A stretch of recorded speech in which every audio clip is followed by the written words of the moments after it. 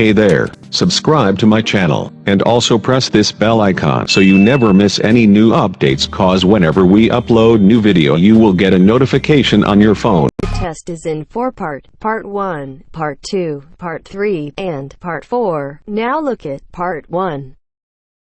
Part 1. You will hear a conversation between a senior librarian and a woman interested in working at the library. First, you have some time to look at questions 1 to 7.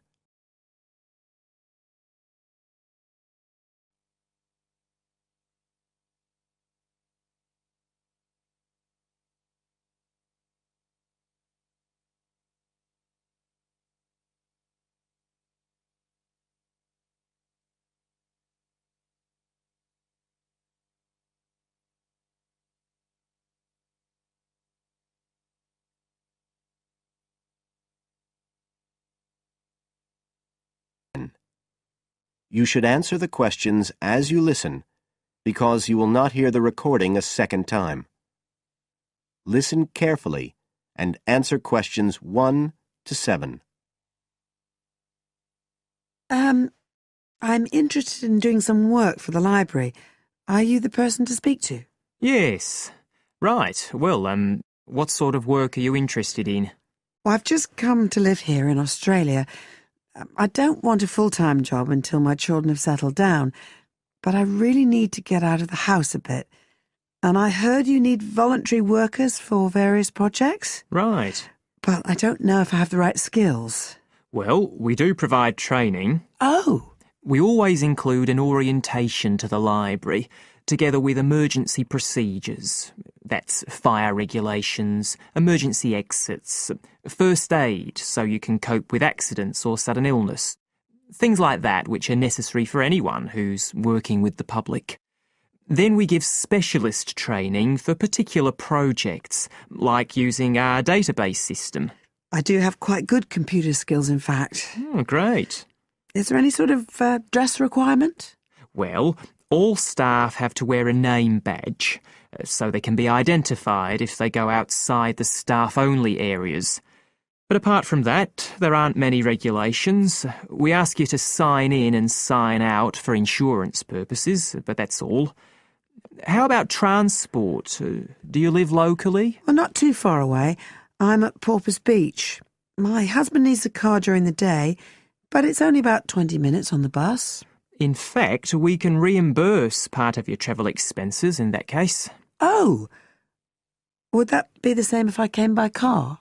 No, because parking is such a problem here. One thing we are looking for, though, is someone who can drive a minibus. No problem.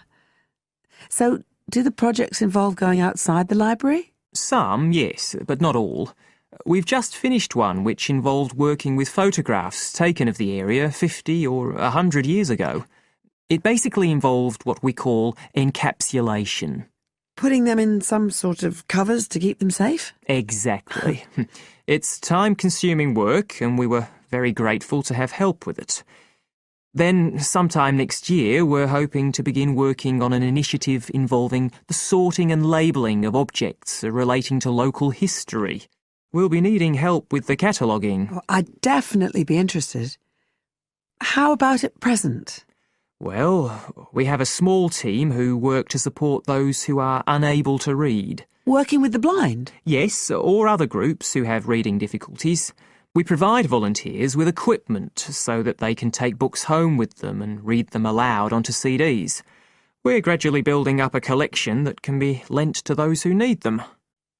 I can see it would be useful, but I'd really like to do some sort of work where I can get the chance to meet people.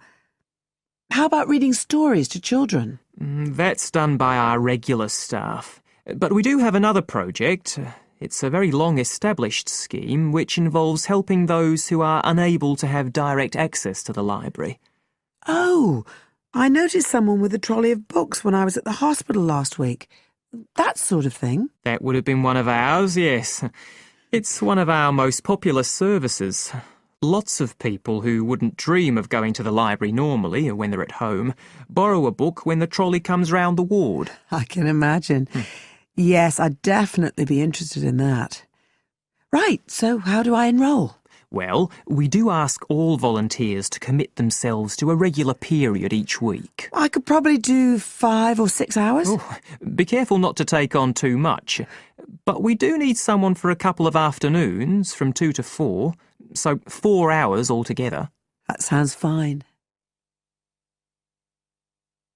Before you hear the rest of the conversation, you have some time to look at questions 8 to 10.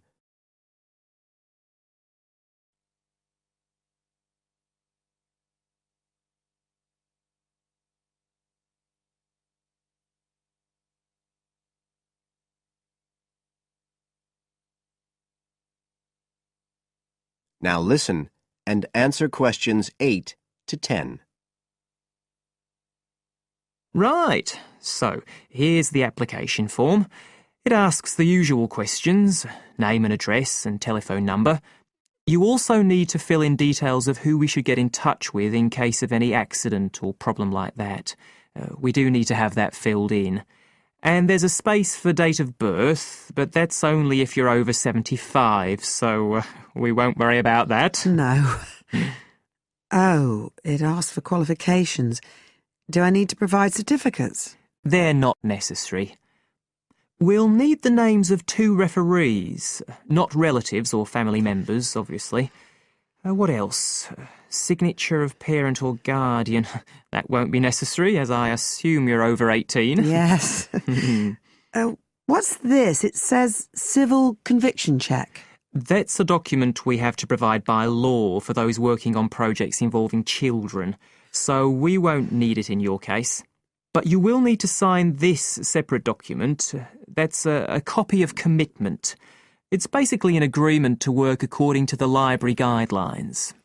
So, if you'd like to fill this all in, you can do it here or take it home, whichever you prefer. I'll take it home if that's okay.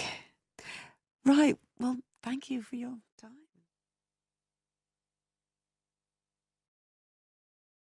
That is the end of part 1. You now have half a minute to check your answers.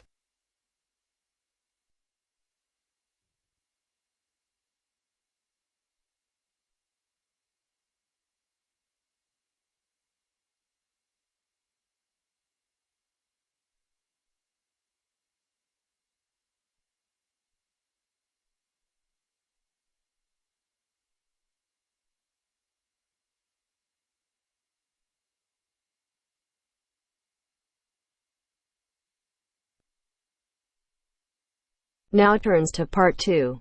Part 2. You'll hear a radio program on the process of making beer. First, look at questions 11 to 14.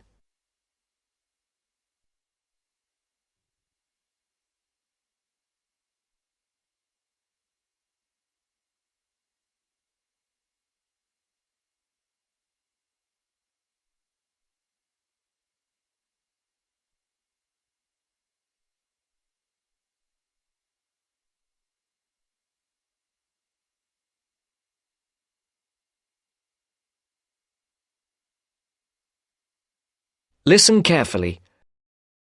Hello and welcome to Gourmet Evening, and this week we're looking at the world's popular beverage, a great favourite today, beer. And in the studio to tell us all about it is Clark Maxwell. Beer is one of my personal favourite beverages, and I've got a number of facts, tips and trivia about beer to share with you. So, who invented beer and when? What is beer made of?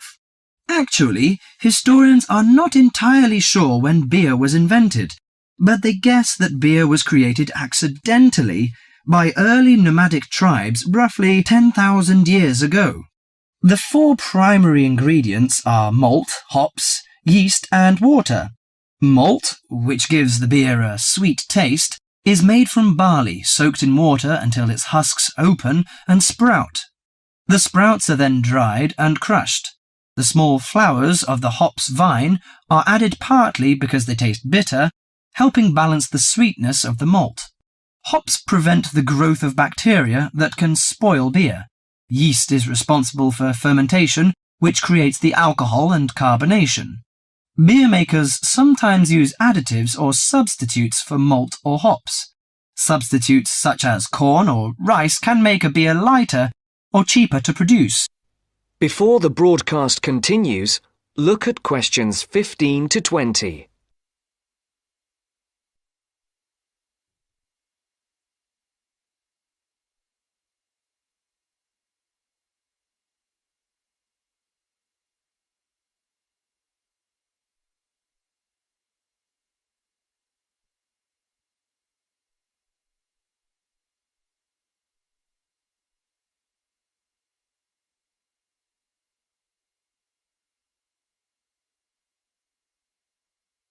You will now listen to the second part of the talk. Adding fruit gives beer a fruity taste. Beer is not high in alcohol, as we know. The lowest type, light beer, contains no more than 2% alcohol, and the highest may reach 6%. Other drinks such as wine are more alcoholic. Wine contains 8 to 20% alcohol. But that is not to say drinking beer is no danger at all. Like all alcoholic beverages, beer can make it difficult to drive and think clearly. Excessive drinking can also lead to liver damage, high blood pressure, stomach ulcers, and other health problems. However, beer also helps prevent some health problems when consumed in moderation. Beer contains a moderate number of vitamins and minerals.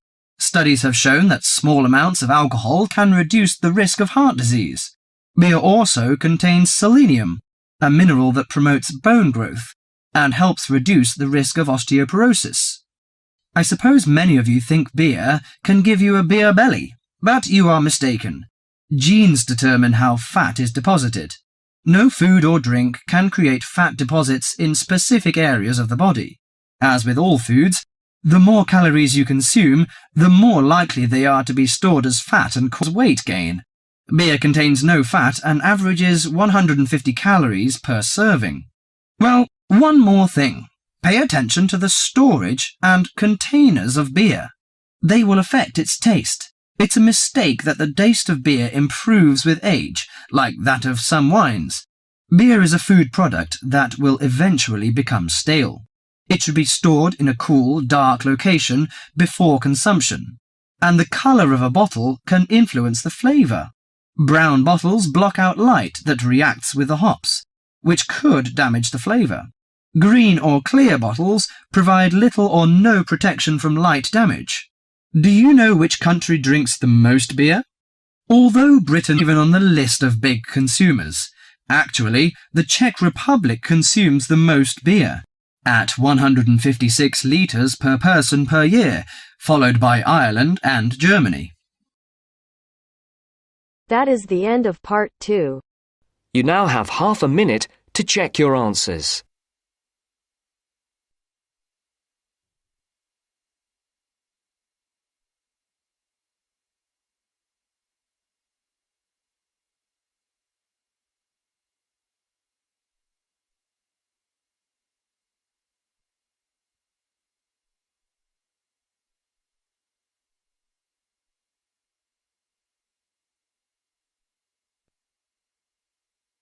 Now turns to part 3. Part 3. You are going to hear a conversation on rivers. First, you have some time to look at questions 21 to 25.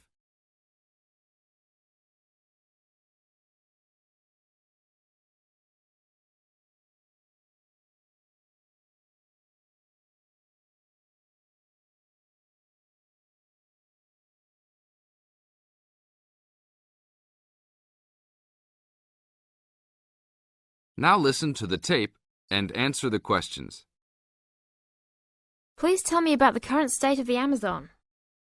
We have increased deforestation, increased human population relating to deforestation, and a role of fire in the Amazon on a scale that's never been seen in history. At the same time, you can see progress in trying to counter that negative trend. How do you see this? We see this in the creation of national parks and indigenous areas, and efforts to fund sustainable development activities for locals. We see both good and the bad, and it's going to be a race to finish. I understand that you started the Minimum Critical Size of Ecosystems project. Could you tell me about it? A number of years ago, it became apparent that those practicing conservationists didn't have the scientific information available to properly design a conservation area. They didn't know how big it had to be, right? People were learning that as forests fragment, the fragments begin to shed species after they become isolated, so they end up becoming poor examples of what they had been. This relates to the size of the fragment. Do people still study this? Yes, there is a rich subfield of conservation biology that looks at the efforts of fragmentation. One of the consequences is a general policy response to set up protected areas that are fairly large, something on the order of 1,000 square kilometres.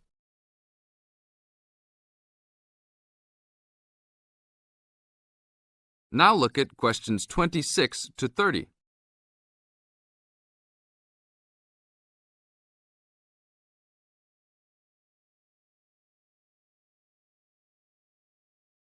As the talk continues, answer questions 26 to 30. Can you talk a little bit more about the forest fragmentation?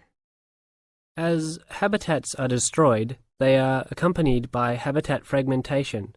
So when 50% of a forest is lost, the remaining 50% being is not one large block, but smaller pieces, which makes the conservation problem even worse than saying that 50% has been lost. And this affects not just forest, but species diversity, correct? In terms of species loss, we can't give you precise numbers about how many species are lost because of these fragmented landscapes, but we're beginning to get close to where we can make that estimation. And so one of the policy responses to all of this, beyond just trying to create large protected areas, is to try and reconnect the fragments. You've been active in many projects studying the Amazon region over the years. Can you tell us about that process of understanding the Amazon? When people first started looking at conservation priorities, there was not much information about the geography of plant and animal species. One of the first clues was an analysis done in 1969. This looked at bird species and found geographic clusters of species which occurred nowhere else. And those are priority areas for conservation. Was this when people began prioritizing refuges? Yes, it was the first time that someone looked basin-wide at priorities, giving priority to so-called refugean areas. Was this when the new trend to use Geographic Information Systems, or a GIS, started? That was in 1990 after we worked out a whole set of biological and conservational priorities and produced a big map using GIS. What are some of the things that GIS does? Well, there are several advantages of using a geographic information system. First, you can continually update the system so that it's now a constantly changing picture. You can actually watch changes. Then you can include large amounts of data, including information about the vectors of development. Roads, railroads, pipelines, hydroelectric projects, etc.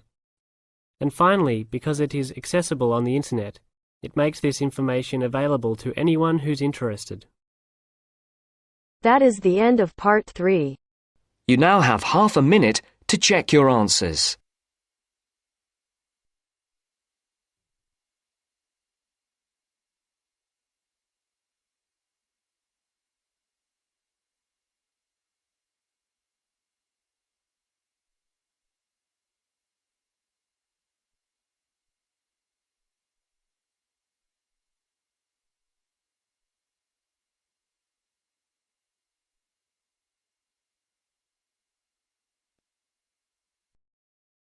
Now turns to part 4.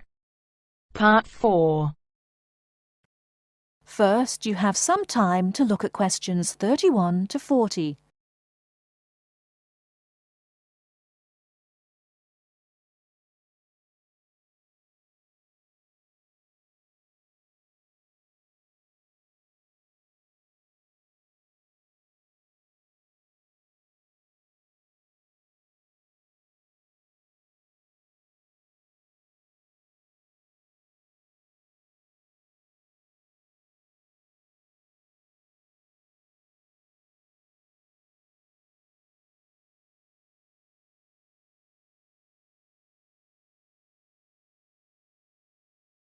Now listen carefully and answer questions 31 to 40.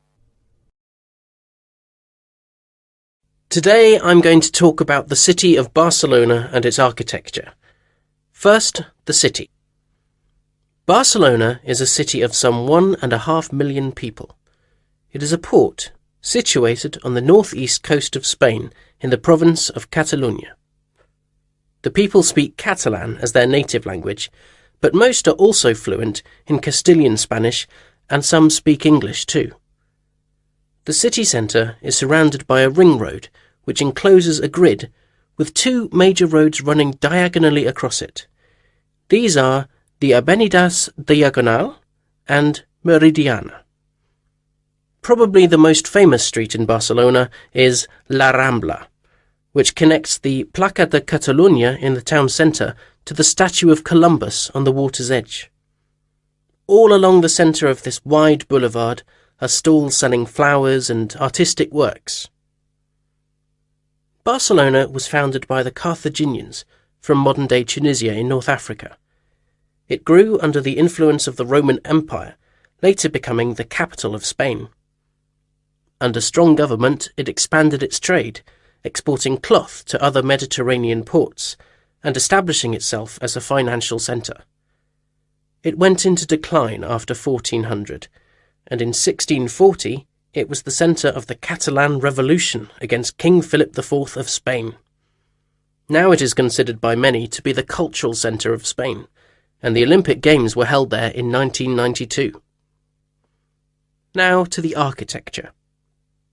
Throughout the city there are many fine buildings, churches, cathedrals, markets and squares, which date back to the 13th century. One very fine square, which can be entered from La Rambla, is the Plaça Real, or Royal Square. This was built by Molina in the 19th century. 7 narrow passages lead into a large central area, which is surrounded by 2-storey buildings. Most of the ground floor is occupied by restaurants and bars, and it is traditionally a place of music and entertainment. It is impossible to talk about the architecture of Barcelona without mentioning Gaudí, who dominated the scene from the 1880s until his death in 1926. His style was unique, a decorative form of Art Nouveau, the style of the 1920s and 30s in Europe. It was based on organic natural forms, which often seem to defy the qualities of the materials they are made from. I will mention just 3 of his best-known works today. The first is Güell Palace.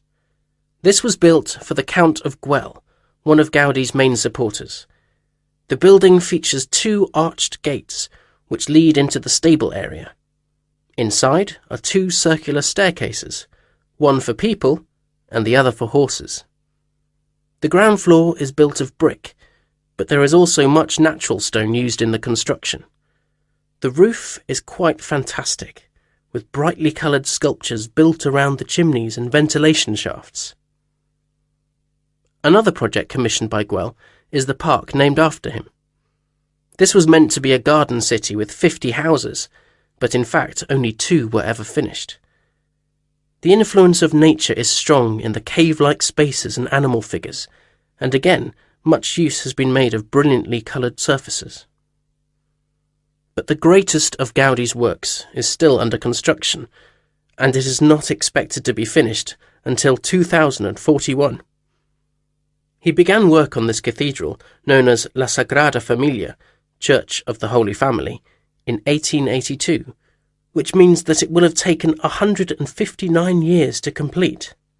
The finished building will have 18 towers, the highest being 170 metres high. The building will be 95 metres long by 60 metres wide, and it will hold 13,000 people, a truly impressive monument to Gaudí's great genius. And that's all we have time for today. Next week, we'll look at some of Gaudí's smaller projects, and also his furniture designs. Please make sure that you complete your assignment on Le Corbusier by this coming Friday. That is the end of part 4. You now have half a minute to check your answers.